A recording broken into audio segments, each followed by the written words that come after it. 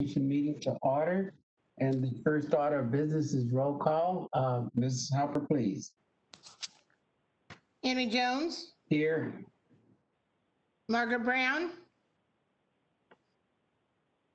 Rob Fechner, Happy holidays. Frank Ruffino for Fiona Ma, Good afternoon. Lisa Middleton, David Miller, Here. Stacy Oliveris, Here. Irena Ortega, Here. Jason Perez, Here. Ramon Rubacava, Here. Teresa Taylor, Here. Shonda Wesley, Lynn Paquin for Betty Yee. Here. Mr. President, I don't show that Margaret Brown is in, Lisa Middleton, or Shonda Wesley at the moment. I'm here. All right, thank you, Lisa. That concludes the attendance, Mr. President. Okay, thank you, Ms. Hopper. The next action on the agenda is the approval of the December 15th Board of Administration time agenda. Do I have a motion? I make a motion. Moved by Mr. Miller, second by Mr. Faulkner. The roll call, Mrs. Hopper, please. Margaret Brown, Rob Fechner, Aye. Frank Ruffino for Fiona Ma, Aye. Lisa Middleton, Aye. David Miller, Aye. Stacy Oliveris, Aye. Irena Ortega, Aye. Jason Perez, Aye. Ramon Rubacava, Aye. Teresa Taylor, Aye. Shonda Wesley, Lynn Paquin for Betty Yee. Aye.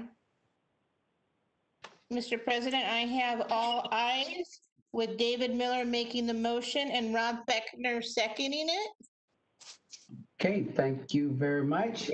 The next item on the agenda is Pledge of Allegiance, and I've asked Ms. Taylor to lead us in the pledge. Ms. Taylor? All right, everybody ready? Hand over heart. I pledge allegiance Pledge allegiance to to the flag of the United States of America America. and to the republic for which it stands, one nation, under God, indivisible, with liberty and justice for all. Okay, thank you, Ms. Taylor. Okay, the next item is the action item on the proposed Board of Administration election emergency regulatory changes. Ms. Frost, who's going to present this? We'll have Mr. Hoffner and Mr. Stone. Okay. Good morning, or good afternoon, members of the Board of Administration. Doug Hoffner, CalPERS team member. With me today is Dallas Stone, Division Chief of the Operational Support Services Division. We'd like to walk you through several attachments related to this emergency finding related to the board election item, and then Mr. Stone will walk through some of the feedback we've received so far from the Office of Administrative Law and answer any questions you may have related to this item. Mr. Stone? Thank you. Thanks, Doug. Good afternoon, members of the board. Dallas Stone, CalPERS team member. This is an action item seeking board approval to move forward with emergency regulations to permit non-original signatures for board election nomination petitions for the 2021 member-at-large election, which at this point appears will be with the pandemic still ongoing. To move forward with these regulations, the board must approve the finding of emergency. The proposed finding is set forth in attachment 1 of this item. The board must also approve the necessary regulatory language change for submission to the Office of Administrative Law as an emergency rulemaking action. The proposed text for the regulatory change is in attachment 2 to this item. At the November meeting, the CalPERS board approved the recommendation of the Finance and Administration Committee to pursue emergency regulatory actions to temporarily modify the current original signature requirement in the nomination petition process to also permit non-original signatures for the purpose of establishing eligibility for nomination as candidate for the 2021 member-at-large election. Prior to the board elections team initiating the emergency regulatory action, the CalPERS board must first establish a finding of emergency to fully demonstrate the necessity of immediate action to avoid serious harm to the public peace, health, and safety or general welfare. With the COVID-19 pandemic and continued increases in the number of cases reported, it is important that measures be put into place to reduce risk of exposure and transmission. The finding of emergency as listed in attachment 1 specifies that permitting non-original signatures on nomination petitions will help mitigate risks that may arise from in-person original signature gathering activities. In-person signature gathering activities increase personal contact and jeopardize the safety of Californians during the pandemic. By allowing the submission of non-original signatures, candidates may use contactless and paperless methods of signature collection to meet candidate requirements and reduce risk from COVID-19. Attachment 2 to this item shows the proposed emergency regulatory action, which will add subsection G to allow non-original signatures to section 554.5 of the California Code of Regulations. Subsection G also defines non-original signatures and specifies this temporary change to be effective only for the 2021 member-at-large election. Upon your approval of this agenda item, the board elections team will finalize the regulatory package, issue the notice of emergency rulemaking, and submit the package to the OAL. Submission of the package to the OAL initiates the 5 calendar day public comment period and the OAL's 10-day calendar review period, which occurs concurrently. If approved by the OAL, we expect the regulation to be effective prior to commencement of the 2021 member-at-large election nomination period. The regulation will be in effect for 180 days. Action is requested on this item to approve the finding of emergency in attachment 1, as well as the regulatory language change in attachment 2 for the submission to the Office of Administrative Law as an emergency rulemaking action. Additional information that Doug asked me to comment on is related to stakeholder feedback. I would say that in our stakeholder briefing last month, when we brought the original agenda item forward, our stakeholders, especially our retirees who are in the most popular voting demographic, did support this emergency regulation. We have, between the time of when we had original approval to move forward and put together this emergency regulation package to today, we have provided a draft concept of this regulation along with the finding of emergency to OAL. And the feedback from OAL was very minimal with regards to just adding some additional detail with regards to exactly when the 2021 member-at-large election, which would begin, which is in March when we release the notice of election. I'm happy to answer any questions you may have at this time. Thank you. Okay, thank you, Mr. Stone. Ms. Hopper, I see a note that Ms. Brown is on the phone. Would you call the roll for her to be sure she's Yes. on? Yes, Mr. Brown. Margaret Brown.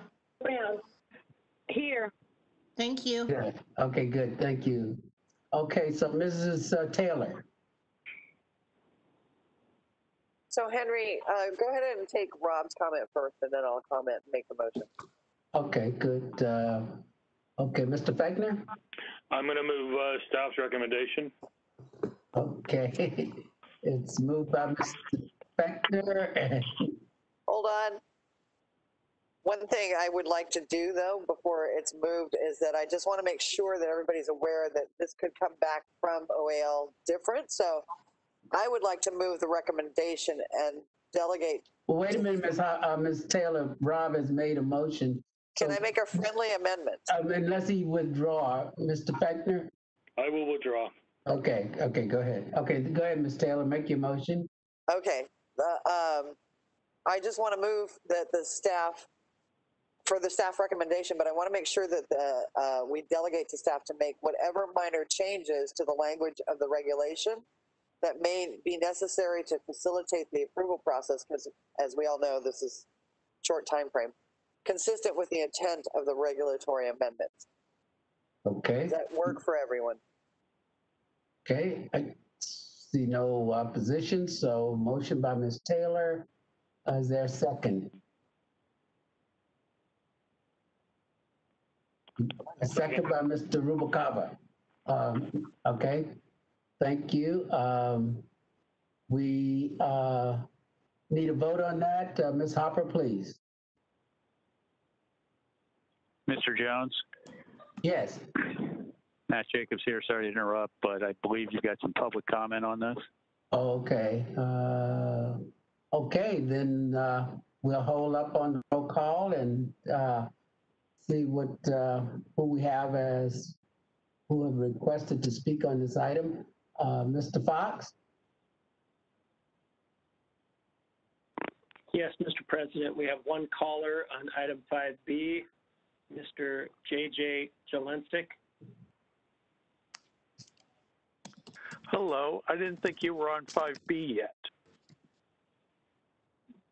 So should I make my comment anyhow? Because it's public comment, it's not this particular Okay, motion. now hold your comment to public comment, Mr. Jelensik. So we will. I will be happy to. Okay. Thank you. Okay, then we will go ahead and proceed with the vote. Ms. Hopper? Margaret Brown, Abstain. Rob Fechner, Aye. Frank Ruffino for Fiona Ma, Aye. Lisa Middleton, Aye. David Miller, Abstain? Casey Oliveris, Aye. Irene Ortega, Aye. Jason Perez, Aye. Ramon Rubicava, Aye. Teresa Taylor, Aye. Shonda Wesley, Lynn Paquin for Betty Yee. Aye. Mr. President, I have 9 ayes, 2 abstentions, 1 made by Margaret Brown and the other from David Miller. Motion made by Teresa Taylor, seconded by Ramon Rubicava. Okay, thank you, Ms. Hopper. Okay, so the item passes. So we move now to information agenda items, summary of board direction. Ms. Frost? I noted no further direction. Okay, that's a good one. Okay. Okay, now we go to public comment, and as indicated, we have one request to speak, Mr. Jelensik. Mr. Fox, please.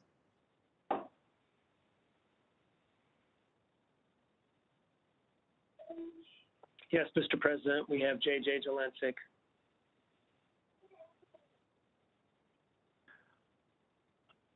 Am I on? Yes. Thank you. BDO informed the Risk and Audit Committee that a $582.9 million out-of-period adjustment related to real assets had been made. The board adopted this report. It is worth noting that no one on the committee or the board asked about it. It's worth noting that this adjustment of over $500 million didn't even rate a footnote in management's financial statements, which the board also adopted. This magical prior period adjustment also did not have any impact on the beginning assets or beginning net fiduciary position. It's worth noting that your agents claim that the documents related to this reevaluation are protected by Government Code Section 2654.26, even though the CalPERS has been served with a court order that real estate assets are not covered by this section, or Government Code Section 6255, because the public, not the system, is better served by not knowing about the misevaluation than knowing about it, or the misevaluation is a trade secret. Black's Law defines a trade secret as intellectual property like know-how, formulas, process, and confidential information giving the owner a competitive advantage. Unauthorized disclosure will bring harm to the owner. It's not clear how hiding evaluations fits that definition. I hope the missed evaluation did not lead to higher management fees or bonuses. I guess this is all part of the board's practice of transparency. After all, we were ensured by Mr. Fechner just last month that this board doesn't withhold information from constituents. Thank you. Okay. Okay, then are there any other requests to speak, Mr. Fox? Mr. President, that concludes public comment. Okay, thank you. And just regarding the last speaker's comment, I would ask Mr. Miller, the chair of the Risk and Audit Committee, to just verify that everything that we've done is within our policy and guidelines. So with that, I will then